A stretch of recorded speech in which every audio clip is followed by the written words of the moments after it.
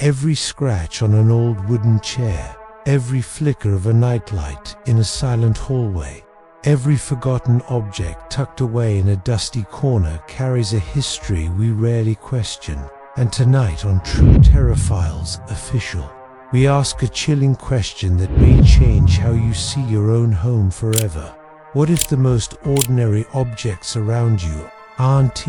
just lifeless things, but silent witnesses to unspeakable moments, or worse, willing participants in them? Because throughout October, across cultures and generations, countless urban legends have warned that everyday items can absorb fear, pain, obsession, and even something far darker. So, before we go any further, take a moment to look around you right now and ask yourself what objects have been watching you all this time. And if you're fascinated by real urban legends, unsettling mysteries, and the kind of horror that follows you long after the screen goes dark, make sure to subscribe to True Terror Files Official and turn on notifications, because this channel explores the shadows most people are afraid to look into. And tonight we're opening the curiosity cabinet, stepping into a dimly lit room where an old mirror leans against the wall.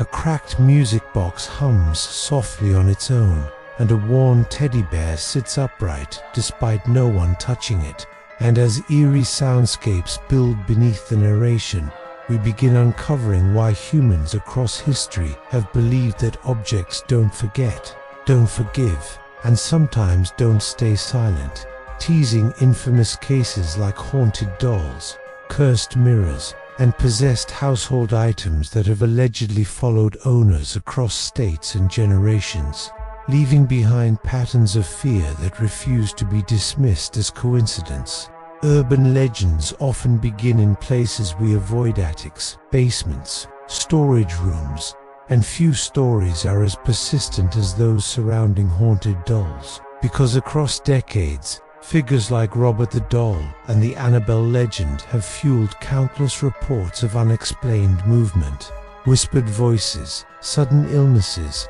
and overwhelming feelings of dread, with owners claiming these dolls change positions when no one is home, stare in new directions, or punish those who mock them, while mirrors, another common household object, carry their own disturbing folklore as supposed gateways between worlds, with legends warning that mirrors placed in homes where tragedy occurred can trap residual energy, replaying moments of violence or allowing something unseen to look back at you. And perhaps most unsettling of all are children's toys, objects designed to comfort, yet repeatedly appearing in urban legends as sources of night terrors, spontaneous movement, or unexplained sounds, from rocking horses that creak without wind to music boxes that activate in empty rooms, creating a deeply uncomfortable contradiction where innocence and horror collide,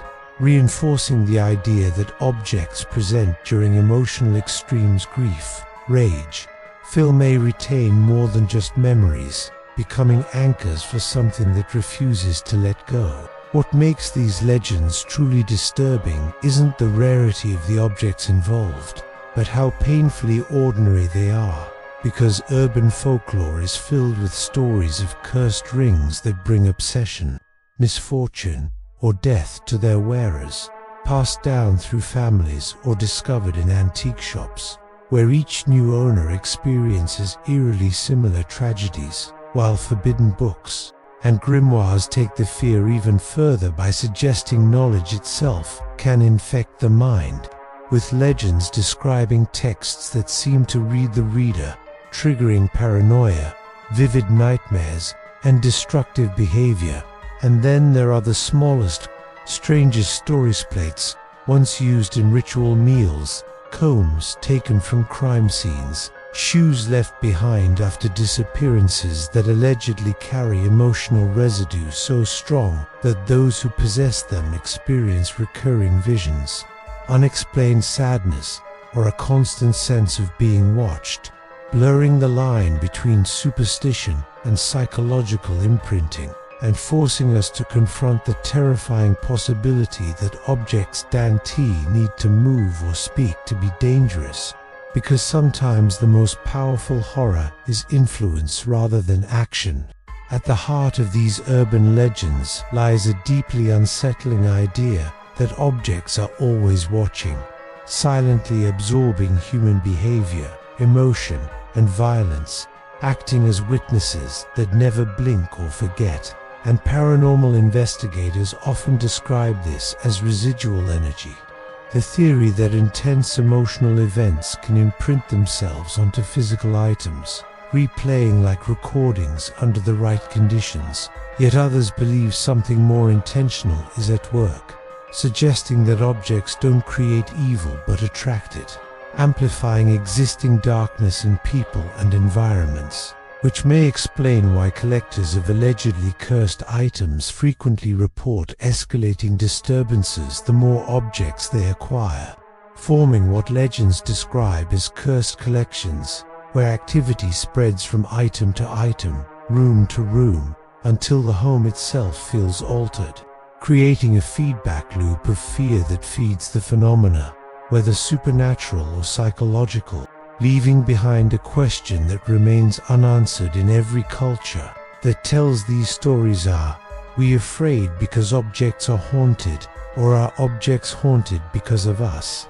These urban legends endure because they exploit one of humanity's oldest fears, the familiar turning against us, reminding us that safety is often an illusion we construct to stay sane. And while psychology offers explanations rooted in memory, association, and suggestion, it cannot fully erase the discomfort of stories that repeat themselves across continents and centuries with eerie consistency, which is why discernment matters, because fear should intrigue us, not consume us. Yet ignoring these stories entirely may be just as foolish, as history shows that objects involved in tragedy are rarely neutral. So, as this episode closes, take one last look at the items around you tonight and ask yourself which ones have stories you'll never know. And if you've ever experienced something unsettling involving an everyday object,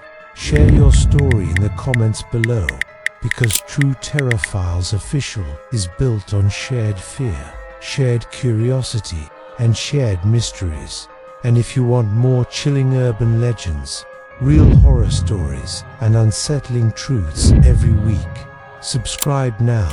because the things you own may know more about you than you realize, and some of them may still be watching.